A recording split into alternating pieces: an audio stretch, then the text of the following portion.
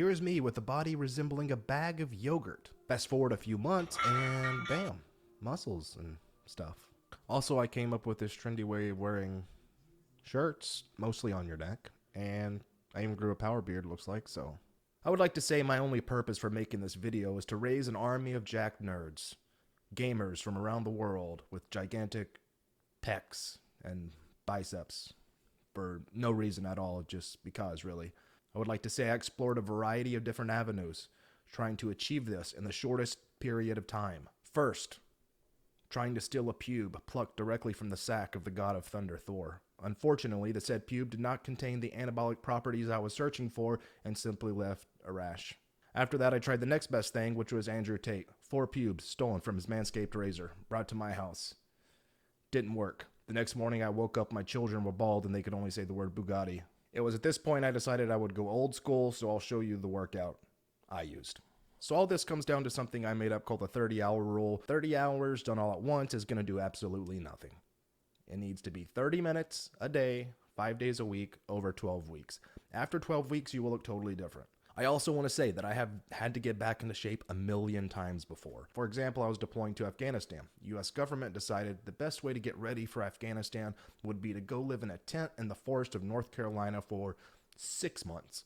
Were there weights here? No. Was there PT of any kind? No, because why would you want to be in shape before war?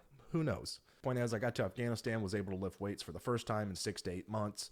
It took me about 4 to 5 months to get it all back. So here's me playing soccer with some local Afghans. Obviously, I won. I completely destroyed them. They had no chance. But that's not the point. If you zoom in closely, you can see that. That is the tricep of G.I. Joe himself. Now, why am I showing you this? Because I just want to show that you can get everything back really quickly if you've worked out in the past. And if you haven't worked out, you can get a lot up front. So newbie gains, it's a real thing. You gain a lot quickly in the beginning. However, you're not going to see it the first day you work out. That's the big problem with working out.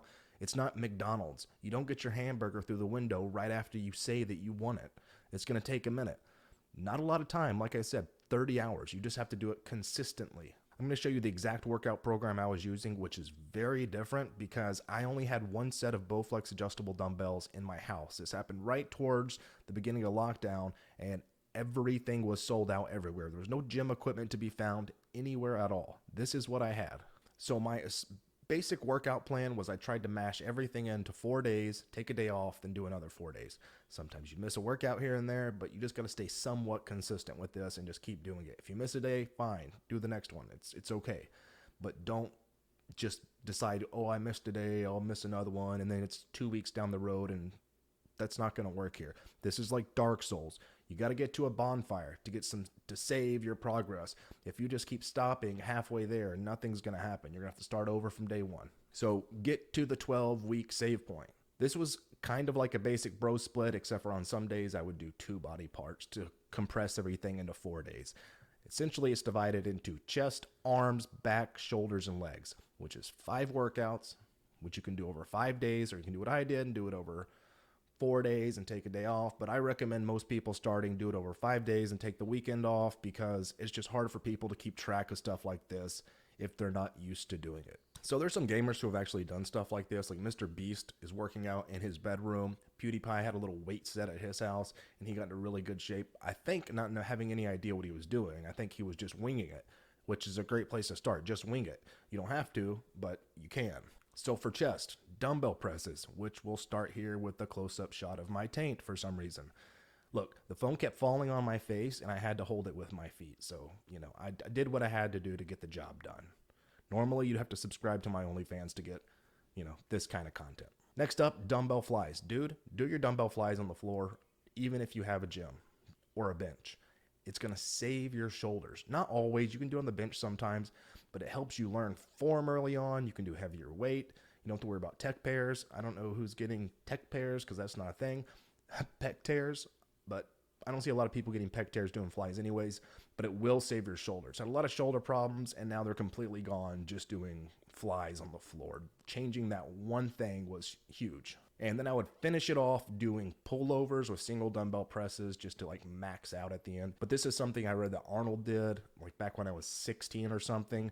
I've always incorporated it ever since, and it's great. And I know some gym bro is going to say, well, what about incline, bro? What about your upper chest? Well, let me tell you about incline. I'm doing these on the floor, and my house wasn't built on a wheelchair ramp. My floor's flat, like your mom. Arms, we're doing biceps, so you're going to start with dumbbell curls because we have dumbbells.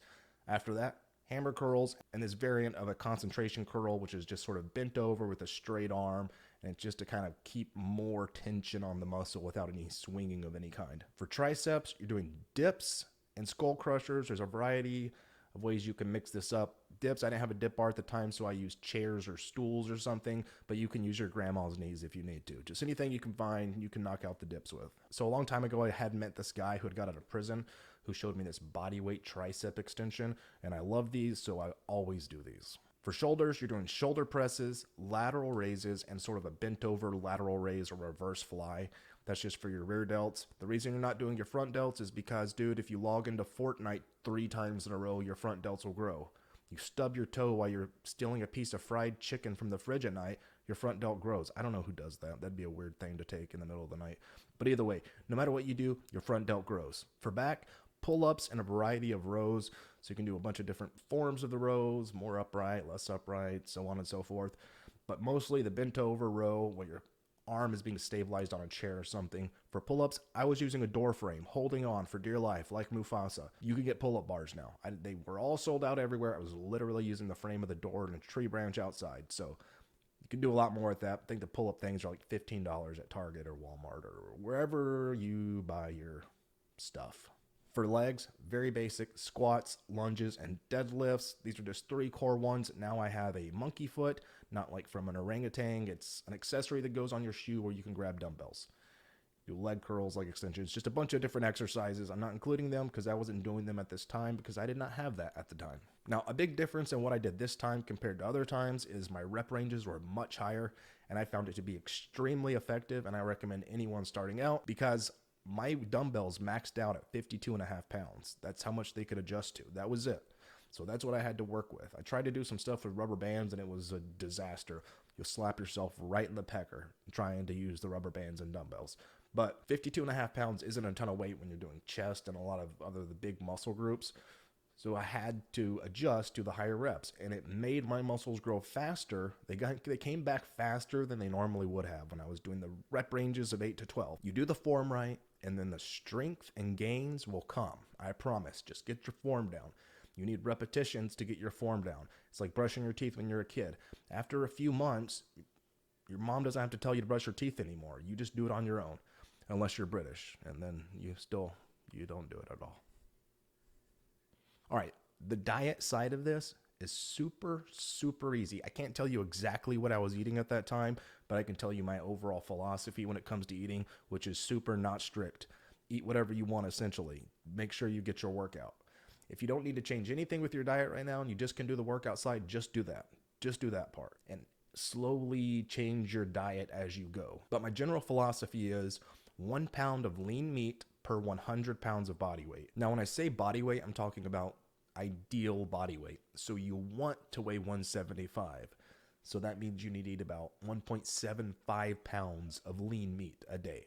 Now, that's not a ton. You can get a 1 pound burger. I think that's a thing. Is that a thing? We'll pretend that's a thing.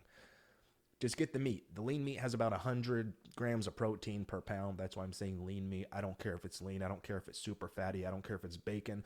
You just need that much protein in the day. Then you can add in, let's say you're supposed to eat 3,000 calories a day. You can add in the rest of the calories with whatever you want. You want to eat Twizzlers? Good. Suck down a Twizzler. Taste the rainbow. Have some Skittles. Doesn't matter to me. Whatever you want. Just make sure you get in your protein intake. Now, it doesn't all have to be lean meat. So you don't have to literally just be throwing down pounds of meat all day. You can, for example, this yogurt, 25 grams of protein. That's the same as a 1/4 pound of meat. So that's a 1/4 pound of meat you don't have to eat. 4 of those is the same as eating a pound of meat. Now, it's a different type of protein. Meat's healthy. Eat some meat. But for some people, it's easier just starting off with like one of those 1 pound blocks of ground beef. And I say the ground stuff because it's way cheaper than buying steaks or whatever, but make it fit into your budget. If you can do steaks, do steaks. But for most people, if you want to get like organic grass-fed, you can get a pound of that for $7.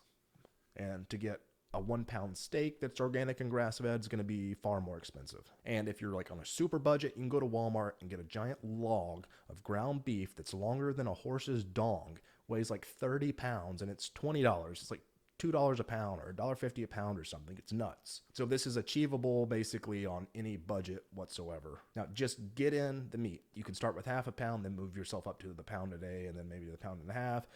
But you don't have to do that. Most people, you can stay around a pound of the meat and get all your other protein just supplemented with other things. So I'm going to quickly run through some of these things. Pancakes, they have them with protein. Muffins, protein. How about this pizza? Has protein in it. What about this? Protein. You like granola bars with chocolate chips? Boom, protein. So just look at the backs of the things that you want and be like, does it have something in it that's going to help me here? Because I really want something sweet. Have your sweet thing, but just have some benefit to eating it also.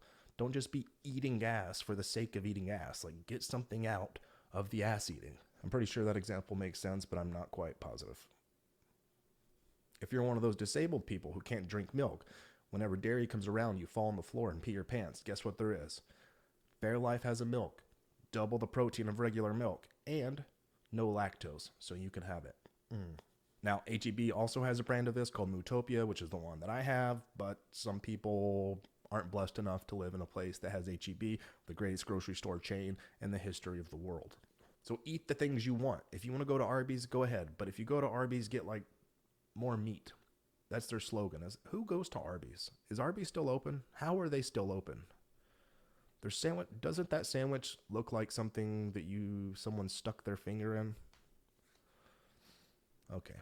If you want to sit on a fudge-sicle, you sit on that fudge-sicle. Doesn't matter to me. Have the food you want. Just get your protein in.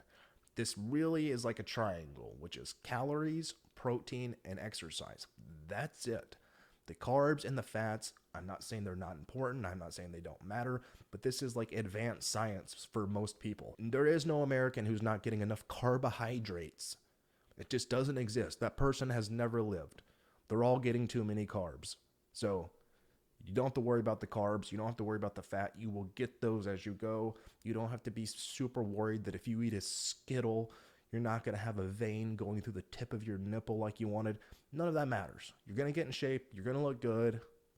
Just stay within the confines of the program. And as far as your caloric intake, that's different for every person. I've never measured mine. I don't care. But if you're someone who really needs to know that specifically for you and your body weight, there are calculators online that you can type in your body weight, so on and so forth, and it'll tell you about how many calories you need to maintain where you are.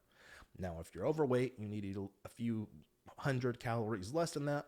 And if you're wanting to put on weight, you're wanting to gain more muscle, get bigger, then you need to eat a few hundred calories more than that. And also just keep in mind, the more muscle you gain, the more calories you burn. And if anyone has any questions on this, if you have something at home and you want to know what you could do with it, hit me up. I'll be happy to answer any questions as far as exercise, the nutrition side of it. I've literally been doing this since I was 15. I've written workout programs for 1 million people at this point. It's just very easy when you know what you're doing. It's extremely easy. The only hard part is just making yourself do it. And that goes away after a little bit of time. And no one's ever worked out and been like, damn it, can't believe I just did that. The working out at home is great for people who are like streamers or gamers or just kids in general. It's hard for them to just get a ride to the gym, or if you just don't have the motivation. However, I will say, don't rely on motivation. That's an emotion. Those are dumb. Those don't matter. What matters is discipline here. Discipline is the only thing that matters, and that's a muscle that you will grow. Either way, still play your video games, but also be jacked at the same time. Be in shape, feel better, have more energy, live a longer life. I mean, really, frankly, it sounds like a pretty good deal to me. So, all right, that's it. Until next time, guys, peace.